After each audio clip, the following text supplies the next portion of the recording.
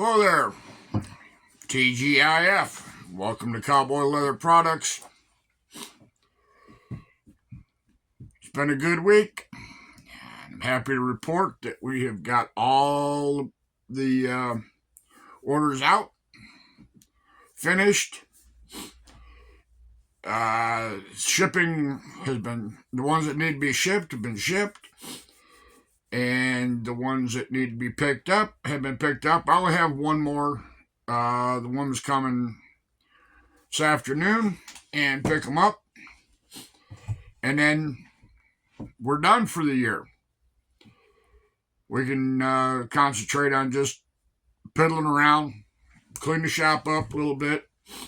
I got a couple holsters over here on the table that I'm making just cause. So I'm happy. Like I say, today's the 20th. Got them done. We can kind of relax a little bit. Ooh, excuse me. Hope everybody out there's got your orders done, if you had any orders. Because if you get them out past today, people may not get them. The way the Postal Service and everything else is going, I see this morning there on national news that there's one of them outfits are on strike. You know, they want to make more money, which understandable. But that's them, and that's why I work for myself. And any of you that are trying to work for yourself. So, I really don't have a whole lot to talk about, put in this video. Except for, there's one thing that I find interesting. I was having a little bit of trouble with the Juki back here. I'll show you in a minute what the trouble was. It would stitch, but it would bust in thread. And then it started to sew, and then it started skipping stitches. And I mean, when I say skip stitches, it was skipping stitches. And for those of you keyboard warriors, no, it wasn't the thread. It wasn't anything I could fix. Well, I shouldn't say anything I couldn't fix. I bought this machine used, and it came out of a production shop. Now, some of y'all know what a production shop is like. You know, they run these machines 8 hours a day. Some cases are running full throttle, and sometimes things happen. You not paying attention, you jam it up, bust a needle, or something like that. So what had happened is, like I said, it came from a production shop, and I didn't realize that the bobbin shuttle, there was damage to that, because when that needle breaks or bends, it has a habit of putting scars in the shuttle itself, and it had burrs on it. Well, it was badly out of adjustment. I mean, when I got the machine, it sewed fine, but the more I used it, and I've only busted one needle on it since I've had it, and I've had the machine now for 6 months. So, it's something. And there's something else that I didn't realize. But these machines that have the oil pan underneath them, and, oil themselves, well, I knew this a long time ago. in order for that, if you're running that machine just normal stitching and you think it's oiling itself, it's oiling a little bit. What you got to do is you got to take the thread out and just run it. Full throttle, pump picks up, oils the upper half and everything else. But something that I didn't realize, and maybe somebody out there that got these machines, these Jukies or anything that has an oil pan on it that's supposed to be self-oiling, there's one key component that does not get oiled, and that is the shuttle case, bobbin holder, whatever you want to call it. That you have to manually oil. Now we got this new jack, same thing. So, anyways, I was having trouble. I was running. I had a needle, two needles. They were a little bit bigger than what I usually use, and I thought, well, maybe that's the problem why it's skipping stitches. So I called one of the companies that sell Juki, and I called, couldn't get hold of anybody in parts and service. I called for a week, couldn't get anybody in parts and service. So I said, the heck with it. I called the company that I got that jack from, which is only 8 miles from me, and I said, hey, I got a Juki. I said, you work on it? The guy says, yeah, sure we do. So I said, okay. I explained to him what the machine was doing, what the machine wasn't doing. He said, well, let me get you some needles. He said, and I'll be up tomorrow morning. I said, fantastic, come on. So he come up, and he looked at the machine. He ran a couple test stitches. He said, oh, okay. He said, here's the problem. So he took it apart a little bit. He got down in there and he goes, look at the gouges and the grooves in the shuttle, in the carrier. He said, somebody's, used this machine hard and put it away wet. It's understandable. So he got his his emery cloth out. He polished it down, got the grooves and the burrs off of it. And he goes, Magus, I don't know how this machine even stitched. He said, the hooks are out, the hook is out of adjustment. So he tweaked it and adjusted it, put it back together, sewed fine. He said, here now, he said, show me how you operate this thing. I said, okay. So I started.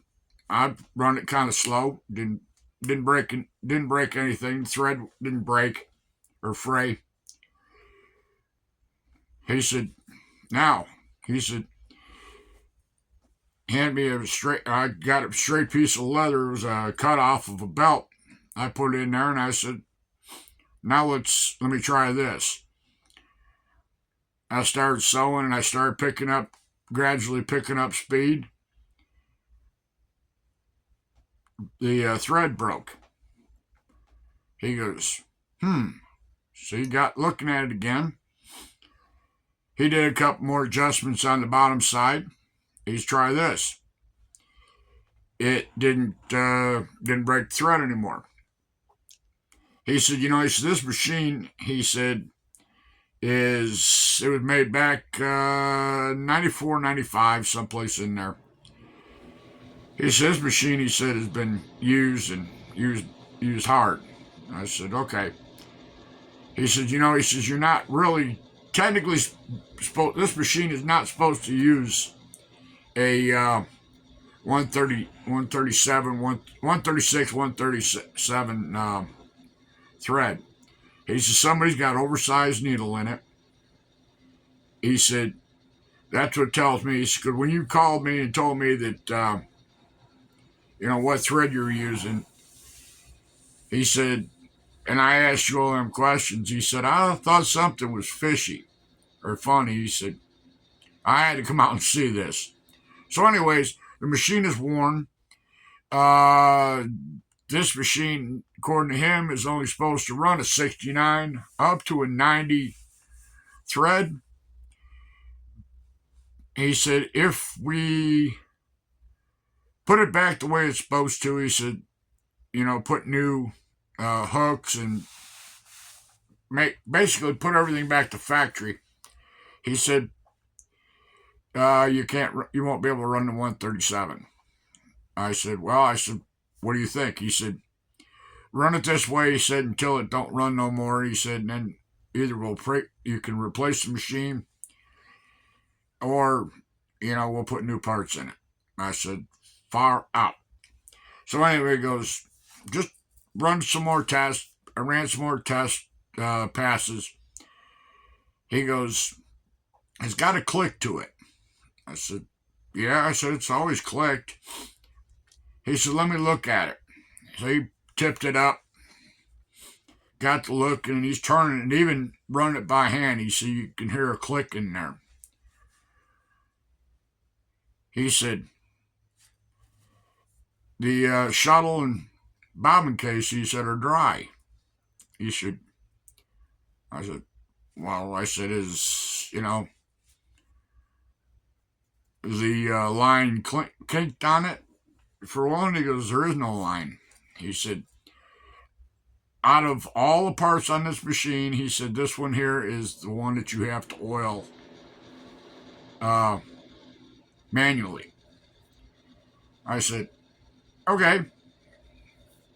So he oiled it up and put the bobbin and shuttle back in it, and the thing runs quieter and runs like a top now. So while he was here, I had him look at the one we bought from him, and I just had him go over it because we've run that machine probably put about 24 or 36 hours on it.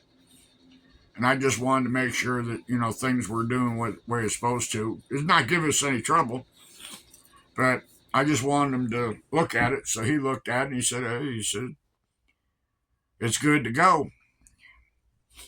And he was giving me a few other pointers, but the interesting and best information was when he said that these machines with oil pans and the oil pump do not always oil everything. You got to run them full throttle. Well, I knew that.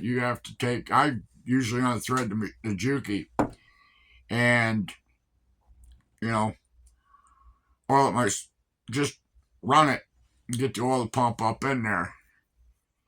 And, I trust this guy. I mean, he's fourth generation in it's a family business, so he's been in the business for a while. So he knows what he's doing, and he told me a few other things, to look for. And I said, well, I've seen people try and put speed reducers on these machines. He goes, they can't do it, can they? I said, no. Because the oil pan's in the way. He goes, exactly. He said, a speed reducer, he said, is all you need. He said, you could turn a speed reducer all the way down, he said, and achieve the same thing. He said, the only good thing is, he said, like, the Juki, that's got a clutch motor on it, external motor. The Jack F4 has a direct drive. So there is no couplings or anything like that. 4 screws, he said, takes the motor off. He said that direct drive, he said, gives that machine the power. All it has on it is just a servo motor. So I learned a few things. Now there's probably some of you out there that go, well, you should know this. Well, I've got the hot mess over here, and when I refer to that, I'm talking about the Ferdinand the Bull. It does not, you have to oil that yourself. I know all the oiling points on that machine. You know, there's a lot of machines that you have to oil manually. So, you know, this Juki is the first machine I've had with an oil pan on it. And when you get these machines, if you buy one brand new, pretty much everything is in Mandarin, Chinese, whatever you want to call it.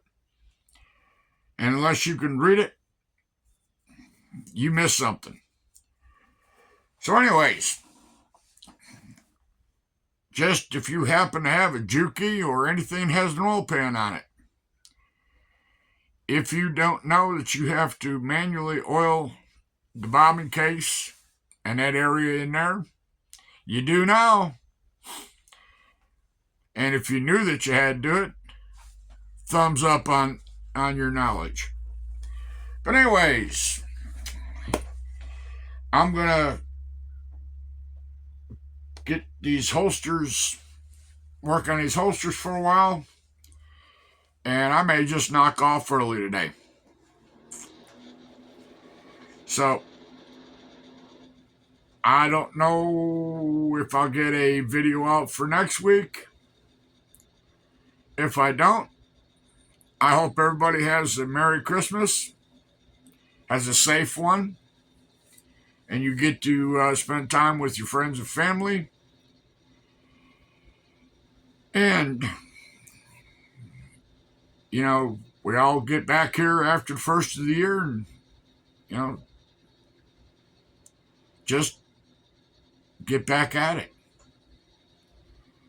So, from Cowboy Leather Products to you, Merry Christmas, Happy New Year, and we'll see you maybe next week. If not, like I said, after the first of the year. So, as usual, be safe, be happy, and we'll see you next time. Cowboys out. Bye now.